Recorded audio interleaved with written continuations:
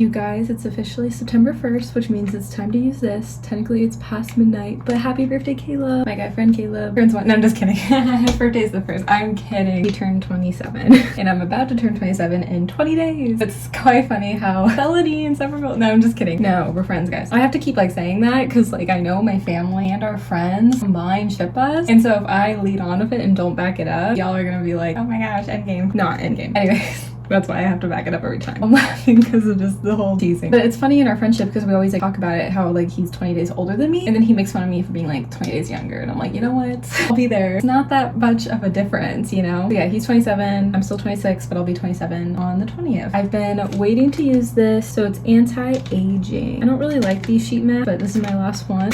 So let's use it. Probably not for 15 minutes, but we'll use it to clear up my skin for a little. I'm just a texture girly, so I'm like, yeah. I've been waiting to use this and not need to use it anymore to get rid of it. I'm just weird with these kind of, like the texture. I actually liked the last one though, the coffee one. I love pumpkin, but I am hesitant to use it as a face mask. Oh, this is already kind of, this is rough. My plans for Labor Day. So today's Labor Day, which kind of derails my plans a little bit because everywhere's like closed, which is totally fine. Like I still have plenty of time before this month gets crazy. I don't know if many places are going to be open for me to get my errands done. Oh, that got my mouth. I didn't like that. Didn't mean to.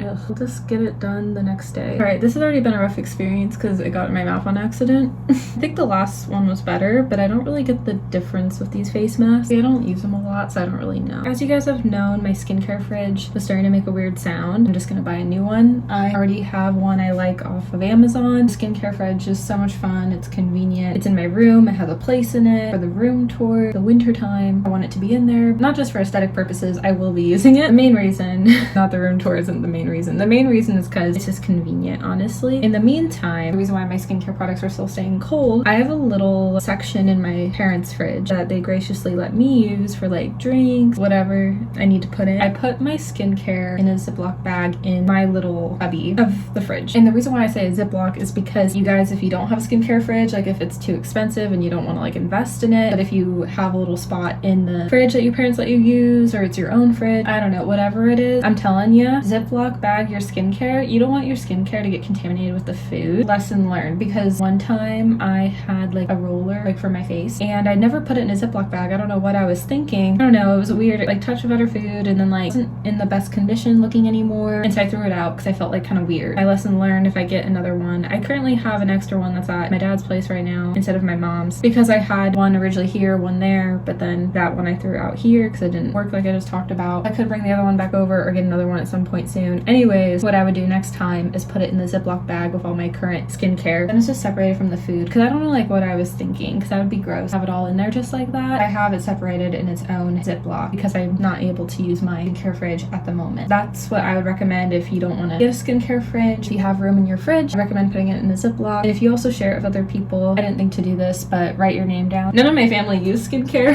and I'm an only child. Kind of have it there as is, but if that's not the case for you, put your name on it. I'm not worried about my family using it. If anyone would, it'd be my mom, and if anything, I'll just like give her my skincare to use sometimes. She's never one to like take it, but I have given her my skincare because literally I'd be like, Mom, you should try this. But everyone's different. You could have like siblings and you might need to label it. Okay, I'm ready for this to come off. You guys, a lot of old text messages have resurfaced, and originally from like family, friends, I was like, that's cool, but didn't really care. It was more of the ex-situationships or ex-relationships I'm a little bit more invested in. But it had me nervous with anxiety. So with Quarantine Boy, I had looked back at text messages. I feel like I deleted a lot of them, or all of them to be honest, but they all came back. They came back from like 2019, y'all. Like, and we were just friends then. There wasn't a lot.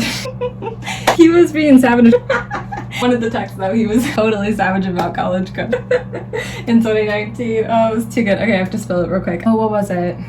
College crush. Forgot to like send me the password for the social media for the extracurricular for whatever weird reason. I need to go on it, which I don't know why. That was college crush's thing. I don't know. Basically, the long story short, college crush needed to send me something, but he didn't, and so I informed Quarantine Boy about it, and he like didn't reply to it, and then I sent a follow-up which him not replying, by the way, they were never friends, but they knew each other, so that's why frenemy of energy is what they always had. When I saw him not responding, I was like, yeah, this checks out. This makes sense. At the time, I was like so confused though. I'm like, why is he not getting back to me? Gave him another text, so I technically double texted him, and was like, hey, yo, about the next conversation in that same day, and he responded. I've been nervous to look back at the text with College Crush because I'm like, I really don't know if any old ones are gonna resurface or not. Especially because like College Crush told me to like delete the text. And it's like, bro, if my phone updates and it's gonna resurface the text, there's nothing I could do about it. It's not my problem. It's my phone's fault, you know? I've been nervous to look back at that. The tea I really want to know about is with my ex DQ boy. Those are the text messages I want back. I don't know if I had got those back. I've been too nervous to like find out because he's not in my contacts anymore, so probably not. I think it's just everyone in my contacts for sure. Yeah, but those ones I'd be very curious, and it's only because like our text message exchange, you know, and I'll hold myself accountable. Like they weren't like the best back then, and I just would love to read them back and kind of laugh, but also just like self-reflect. Like laugh because it's like, oh my gosh, it was so long ago, and I can't believe I handled it in this kind of way, or see how he had handled things. That I would just be the most curious to want to see, honestly. Everyone else, I'm like, I don't want to see. Even my first ex-boyfriend, I'm like, no, I don't want to see it. Actually, my first ex, I do get kind of curious because no, none of like anything iPhone related text. Not like we texted much. We were broken up by the time I got an iPhone, basically, pretty much. But back when I had my Android phone, I still have it, but it doesn't work the same anymore, obviously. His phones eventually wipe out. Those are the texts I want back from my first ex. The earlier years, like back in high school, those are the ones I want to read. Because like 16-year-old Mel, like she was just a different person, and like it'd be funny to read what my text had to say, and it'd be funny to read the text messages of what my ex from like his teenage years in high school had to say to me. That's what I'd be curious about. I will say that, yes, but anything like after relationship ended, no.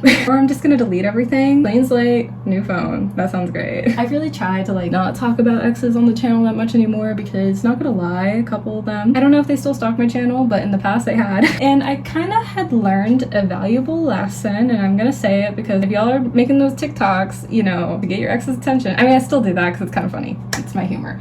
But, and I still recommend do that, sure. Shorts are fun. But like for the long form videos, I've talked about them so much, and I like to be private. They're obviously private, the exes. Kind of just learned, like, if they're gonna still watch my channel, probably I'm hoping not, but I'm a public figure out there, kinda. Ish. So it's expected still. You know, there's other girls that have dated my exes that have like stalked my channel too, and it's weird. That's what I'm saying, anybody can see it. The chance that any of my exes are like watching this moment right now, hoping not, but if so, I really just want to take the high road and like not talk about it anymore. Look, fall is bad. I just got done filming a mukbang. Trying this new place called Bento Plus. I got white California roll. No sesame seeds, because my allergy, I'm always being cautious. But you guys, I'm learning how to use chopsticks, don't mind me. It's really good, 10 out of 10. I want to come back with my friends. I'm slowly getting the hang of this. The mukbang's gonna come out before the vlog. But look, there's cream cheese in it. I had to try. You guys, this is like so good. The chopsticks are rough. Of course, after filming the mukbang, I'm finally getting the hang of the chopsticks. Like, kinda, but it's good. You guys, really good, 10 out of 10. I'm definitely gonna save the rest for later. I'll want it later. Look, I got this cute little friend that I plan on giving to the 900 giveaway. Back home, my mom either made or bought, I don't know, but it's like this cinnamon cookie biscuit. I'll try to show you guys. It looks really good. I like the texture looking of it. See, yeah, you can tell it's like a cinnamon. I don't know where it's from, or if it's homemade, or she got it from a friend or what, but let's try it. Pretty good. One of my friends tried to do like a cinnamon roll business. I don't know if it still is a thing. This person wasn't really like my friend, it was my friend's friend, but I knew of the person because, you know, when it's like your friend's friend. I had wanted to try like the rolls because they need people to taste test, but I never did. So I don't know if it was like a success or not. Maybe it had its course, but it was kind of like another crumble cookies concept. My friend's friend like had worked at Crumble and wanted to do that opposite concept with like cinnamon rolls. I wish I got to try them. I feel like it would have been cool. I'm not a cinnamon girly, but I love the creativity. It would have been like a mix of like cookies and cream and like cookie dough, just a bunch of different flavors. So that's what this reminded me of, the biscuit cinnamon, something different.